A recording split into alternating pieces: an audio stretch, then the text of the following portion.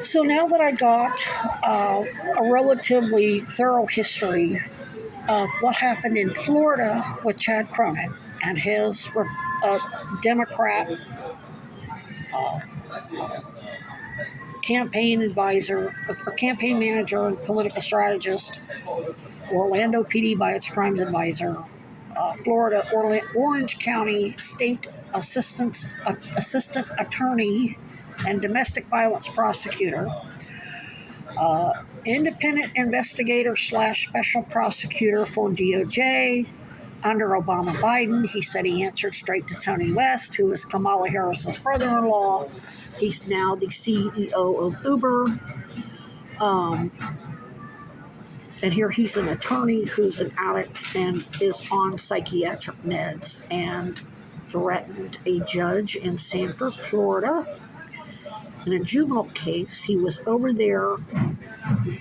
He did a pro bono case of juvenile female fell asleep in somebody's yard and somebody charged her with trespassing, and he represented her for free. Now, also at the time in Sanford, Florida, was the Trayvon Martin trial with George Zimmerman.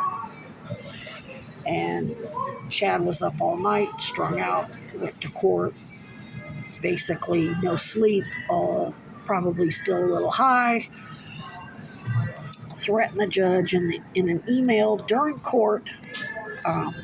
In Florida, I don't know what goes on here, but in Florida, the attorneys, the prosecutor and the defense attorney, have computers right there on the tables in the courtroom, and they can email each other in real time. They can email the judge right then and right there. They don't have to wait. They don't have to make a motion. And Chad, apparently, the prosecutor made a motion and the judge granted it, and it was an illegal.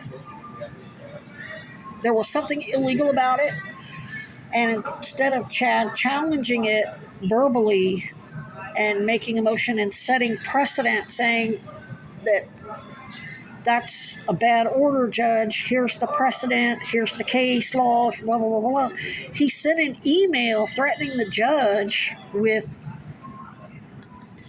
he threatened to report him to the judicial oversight, and then gave his precedent case law as to how that judge's order was bad. So the judge launched a criminal investigation into Chad Cronin for apparently coming to court high, clearly high or strung out or whatever. And his drug use and alcoholism became the central focus of it, which was blackmail. I think he'd been there. He's a rich kid, definitely privileged, partied with everybody, talked about how Don West, the attorney for George Zimmerman, snorted cocaine in the bathroom at some Christmas party at Judge Alice Blackwell White's house or something. He did drugs with half of pretty much all of these prosecutors and judges and lawyers. They all knew it was not a secret.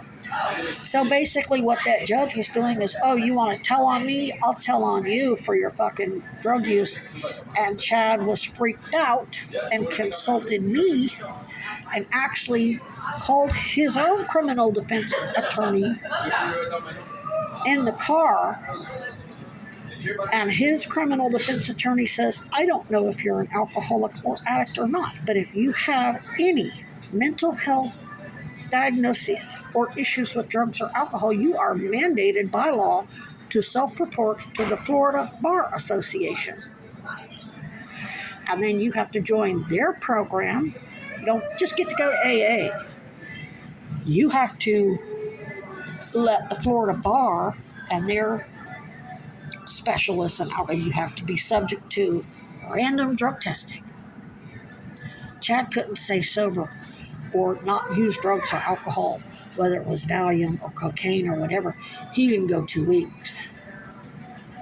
Nobody had ever done an intervention and made that kid get rehab. He had the goods on everybody, so nobody really could since he knew about all the crimes with the evidence tampering and the hospitals and the healthcare and the politicians in both major, nobody had any. He was just basically like Epstein. You can't do shit to me because I got goods on all of you. And like Epstein, he was apparently blackmailing everybody. If he's truly dead, he basically was Epstein. He was silenced. Don't doubt that Beth Sweeney is 100% behind it because she was terrified of being exposed for coming on to me in the exam room. And so was Christy Jacoby because that was their licensures. And apparently they'd done it with a whole lot of clients and patients. Apparently it wasn't just me. And I don't know who else Chad Cronin sexually abused. I know he was coming on to students at UCF, luring them over to his house, young males. So also he was a UCF law professor. So that means all these agencies have liabilities. That means every single case he ever handled, whether it was as a prosecutor, either for the state of Florida, any cases he handled for Orlando PD as a biased crimes advisor, any cases he handled as a criminal defense attorney, any cases he worked on for, he was an attorney with Human Rights Campaign and the president of Gay and Lesbian Law. All those cases have to be audited. Number one, he's clearly guilty of malicious prosecution and is more than ready to make false criminal allegations against anybody. Red, white, gay, straight, boy, girl, whatever. He's not the civil rights scholar he claims he is. He's just Alan Dershowitz of the South. That also goes for his partner, Trish. He called her Trish Cashman. Her name's Patricia Cashman, PA. What the difference between PA and JD is, I don't know. I know it basically goes, and some lawyers go by Esquire. I don't know all that crap, the difference between all that crap. But all these people are implicated and can be sued. All of his clients can sue for ineffective counsel because he was high the whole time he handled all those cases, whether it was for DOJ, HRC, Orlando PD, just a regular criminal defense attorney. If any of those people, and a lot of those people he threw under the bus because the prosecutors ultimately held his addiction over his head. And basically, you talk your client into taking this deal, or we'll yank your license to practice law. And then he's got class action lawsuits out the wazoo, plus class action lawsuits against DOJ. Specifically, Kamala Harris's brother-in-law, Tony West, Obama, and Biden. So there's a lot of pressure. Not to mention his father, who's a Republican, hospital board member, and Rick Scott, who's already been convicted as the CEO of Columbia CHA, and they're all systemically falsifying medical records, social services records at the actual government social services, and their contractors like Florida Coalition for the Homeless, the Victim Services Agency in Orlando lied to me and refused me help, Steps lied, Safe Harbor, all of these contractors that work with the police and the hospitals. That's huge. That's a lot of class action, not to mention United Health and Centene. You just saw what happened with the Luigi crap. So right there's your motive. And then you have Virginia G. Piper, who's an oligarch, who has the Virginia G. Piper Cancer Treatment Center, and she's partnered with Honor Health, has the Arizona Healthcare Alliance with Tenet, Catholic Health, or now called Common Spirit Health. It's now like a huge monopoly. They merged Catholic Health East and whatever Catholic Health West was called.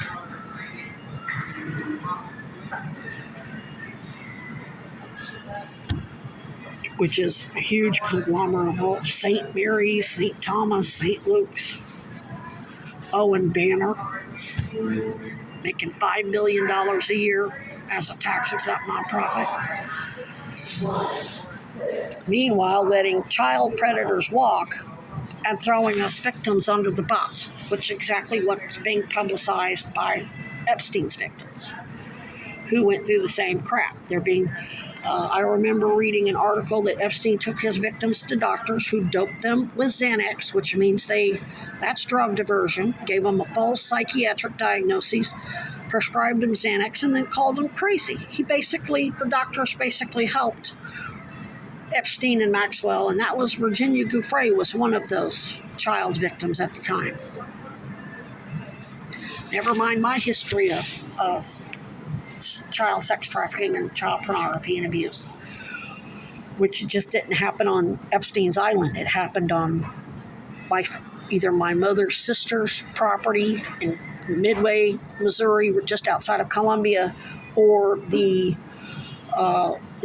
own Alberta Mountain, basically in Leslie, Arkansas. My mom's uncle Clell was the mayor, and this was during the height of the Iran-Contra drug smuggling by Attorney General and then Governor Bill Clinton.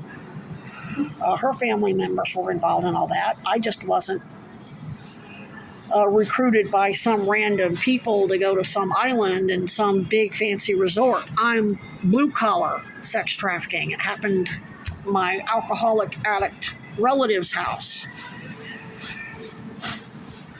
a lot of which I eventually filmed with a Sony VHS camcorder that actually had a microphone on it, hidden in a book bag that had a hole in it, or a small cassette, an old-fashioned cassette recorder for my father, because they were doing this crap and then blaming it all on my father, who's apparently Navy Special Forces. Oh, and Virginia G. Piper isn't just Homeland Security. She said she earned her star by testifying before Congress about the appropriate application of affirmative action in the military.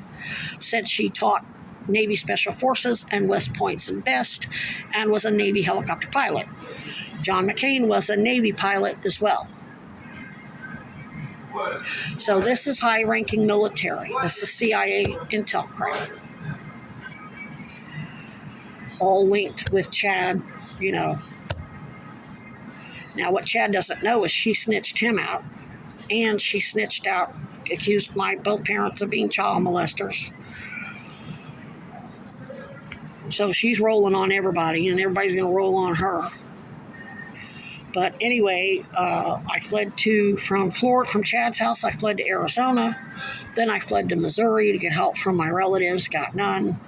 Mizzou basically was wrapped up in a couple of huge controversies with the Michael Brown murder in Ferguson, and prior to that, the Sasha Minu Curry murder, where they basically falsified her records and drove her to suicide. That's still capital homicide. Anytime somebody dies as a result of your felonies, that's capital homicide. Doesn't matter that kid took her own life. She did it because they lied and she couldn't conceive of what they were doing to her. She was raised in Canada. They recruited her from Canada as a top swimmer. The Mizzou swim team wanted to make the top 15. They were like in the Big 8 of football. They were like the top 10, top 8 football. And I suggested the Mizzou football players strike, that Chad worked with all these bogus civil rights organizations, and they put it together, Black Lives Matter, and then basically used my ideas and evidence from my investigation to blackmail all of them. And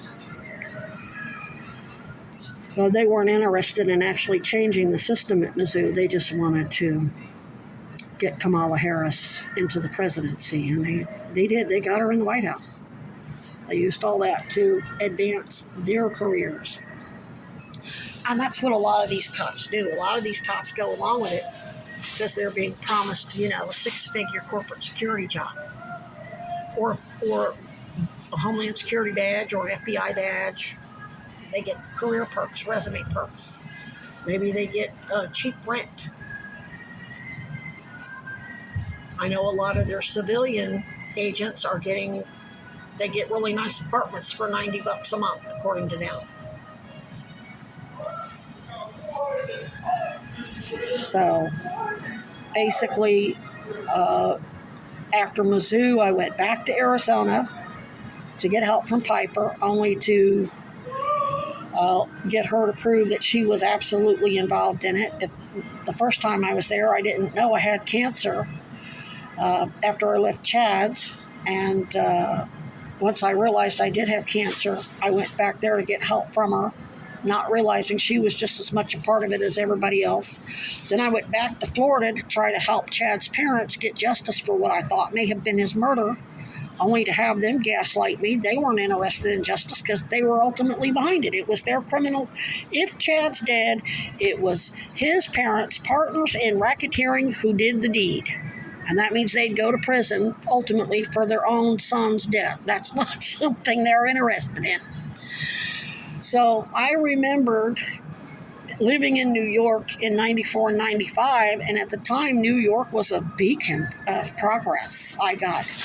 There was somewhat of a domestic violence situation that I dealt with in Kingston, New York, and when I called the police, they dealt with it swiftly. The guy didn't go to jail, but they made it very clear if he kept stalking me and harassing me, he would.